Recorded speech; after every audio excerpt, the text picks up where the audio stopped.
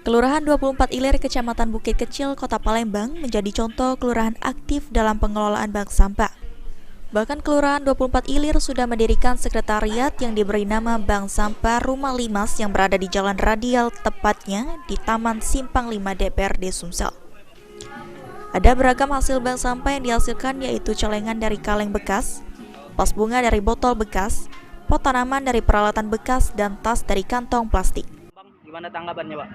Kami sangat bersyukur sekali dan suatu kebanggaan bagi kami bahwa kami dikunjungi oleh pihak DPRD Bangka Belitung, Bangka Barat hal ini untuk sudah ada untuk membagi-bagikan apa kira-kira kami selama di kegiatan di Rumah Limas, Bank Sampah Rumah Limas ini, dan bersama-sama berbagi saling informasi dan ilmu yang kami dapatkan di sini, dan mudah-mudahan nanti di Bangka Barat juga lebih maju.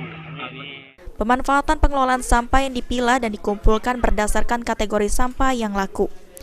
Pihak Bank Sampah Rumah Limas terus mengupayakan pengelolaan sampah untuk dijadikan berbagai manfaat bersinergi dengan masyarakat sekitar, menggalakkan bank sampah sebagai tempat percontohan pemanfaatan sampah.